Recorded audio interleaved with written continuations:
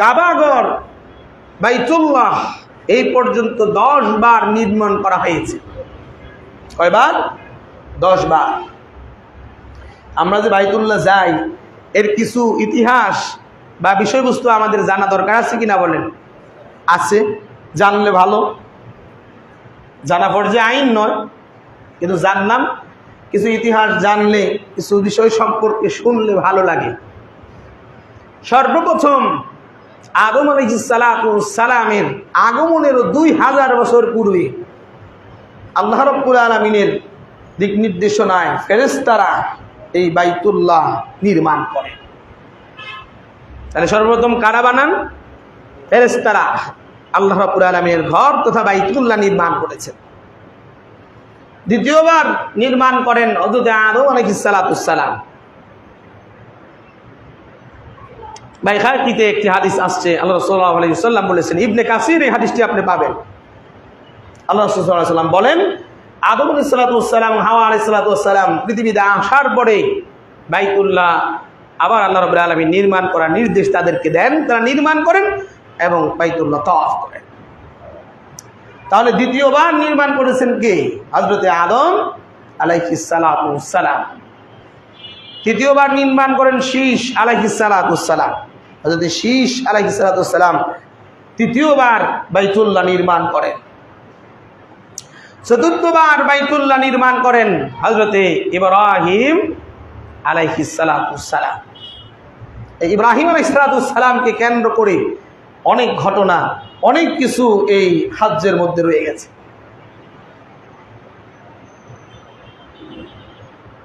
ইব্রাহিম আলাইহিস সালামের ঘরের এবং সেখানের দোয়া করার বিষয়গুলো আল্লাহ রাব্বুল আলামিন পবিত্র কোরআনুল কারীমে আল্লাহ রাব্বুল আলামিনের রাসূলের কাছে পেশ করেছেন, বলেছেন। আমরা জানি ইব্রাহিম খলিলুল্লাহ, একেবারে আল্লাহ রাব্বুল আলামিনের অন্তরঙ্গ মানুষ ছিলেন। খলিল কাকে বলা হয়? যার কাছে মানুষ অন্তরের কথা বলে, হৃদয়ের কথা বলে, তাকে বলা হয় খলিল। হযরত ইব্রাহিম আলাইহিস সালাম কাবাগরের ভিত্তিপ্রস্তর স্থাপন যখন করলেন, আল্লাহ রাব্বুল আলামিনের কাছে কয়েকটা পর্যায়ে তিনি দোয়া করলেন, কয়েকটা বিষয় নিয়ে দোয়া করলেন।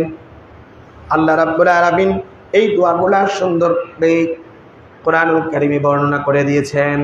আল্লাহ রাব্বুল আলামিন বলেন, ওয়া ইয়ারফাউ ইব্রাহিমুল কওয়াইদা মিনাল বাইতি ওয়া ইসমাঈল। ওয়াইজ যখন ইয়ারফাউ ইব্রাহিম ইবুল কওয়াইদা, যখন ভিত্তিপ্রস্তর স্থাপন করছেন, উপরে উঠাচ্ছেন ইব্রাহিম এবং ইসমাঈল আলাইহিস সালাম মিনাল বাইত, এই বাইতুল্লাহ। কি বলছেন? রব্বানা, আমাদের রব, তাকাব্বাল মিন্না, এই যে আমরা বাপ বেটা মিলে তোমার ঘর নির্মাণ করলাম, ভিত্তিপ্রস্তর স্থাপন করলাম, বানাইলাম, আল্লাহ আমাদের এই কার্যগুলা, এই ইবাদত আপনি কবুল করেন। তাহলে এখান থেকে আমরা বুঝি, আমরা যখন কোনো ইবাদত করব, কোরআন তেলাওয়াত করেছি, তাসবিহ তাহলিল করেছি, সালাত করেছি, দান করেছি, আমরা আল্লাহকে বলবো রব্বানা তাকাব্বাল মিন্না অথবা মিন্নি, আল্লাহ আমার থেকে গ্রহণ করেন, আমার থেকে আপনি কবুল করেন। এখান থেকে আমরা এটি শিক্ষা পাই।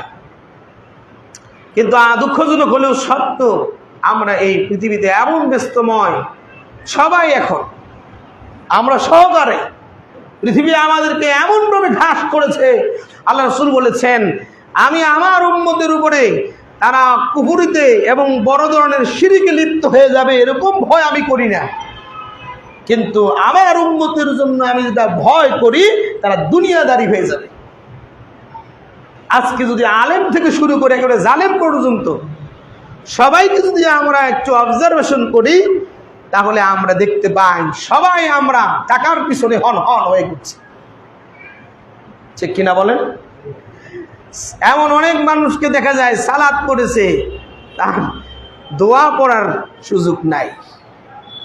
আবার আমাদের হানাফ ভাইরা দোয়া আধা ঘন্টা জায়গায় দোয়া পড়ে। দলিল কি? আদ-দুআ ও মুখুল ইবাদা। তারা মনে করে আমরা এই দলিল জানি না, তারাই জানে। আদ-দুআ ও মুখুল ইবাদা হাদিস সহিহ, সঠিক কথা। এটা কোন দোয়া? আল্লাহুম্মা আনতাস সালাম ওয়া মিনকাস সালাম তাবারাকতা ইয়া যাল জালালি ওয়াল ইকরাম লা ইলাহা ইল্লাল্লাহু ওয়াহদাহু লা শারীকা লাহ। তারপরে আরো আছে আল্লাহুম্মা লা মানিআ লিমা আতাইতা। এই যে অনেকগুলো দোয়া, এই দোয়া বাদ রেখে ওরা হাত তুলে বাস দোয়া করে দিল আধা ঘন্টা, সবাইকে জান্নাতে পৌঁছে দিল। ঠিক কিনা বলেন? অথচ আল্লাহ রাসূল এইভাবে দোয়া করেন নাই। করলে একটা জয়ীফ হাদিসে বর্ণিত হতো, বুঝতে পারি নাই? আল্লাহ রাসূলের সব কিছু ঘটনা বর্ণিত হয়েছে।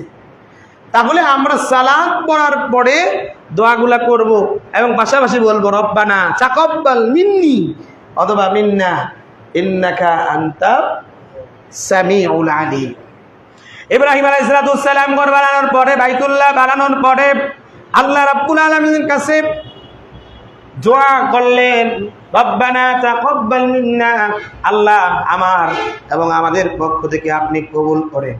ইন্নাকা আনতাস সামিউল আলিম, নিশ্চয়ই আপনি হচ্ছেন সামি, সর্বশ্রোতা, আলিম, সর্বজ্ঞ। সামিউন আলিমুন, যা আল্লাহ রাব্বুল আলামিনের জন্য এই সিফাত, এই গুণগুলা ব্যবহার হয়। তিনি সব সময় একরকম আছেন, তিনি একেবারে যেমন আছেন তেমন, কম বেশি হয় না ওনার সিফাতে। উনি কখনো কম শোনেন, কখনো বেশি শোনেন, এরকম নয়, আমাদের মতো না। যেমন বয়স হলে আমরা দেন্দা হয়ে যাই, আল্লাহ ওরকম না। আমাদের যেমন দৃষ্টিশক্তি লোপ পায়, যেমন চশমা ফুসফাসের জন্য দেই নেই, কারণ -20 200 দূরের 200 পাওয়ার এরকম চোখের মাইনাস হয়েছে। কিন্তু একসময় ছিল না, দৃষ্টিশক্তি লোপ পেয়েছে, আবার কেউ অন্ধ হয়ে যায়।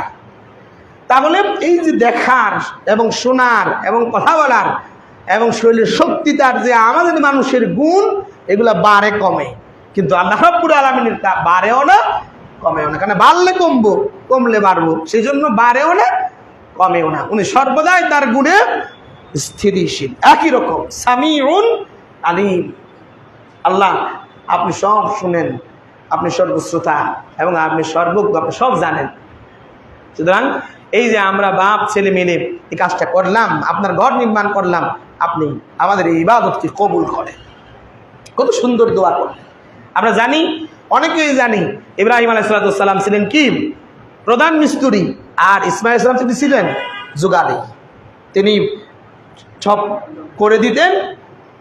আর জিবরাইল আলাইহিস সালাম ডিরেকশন দিয়েছেন।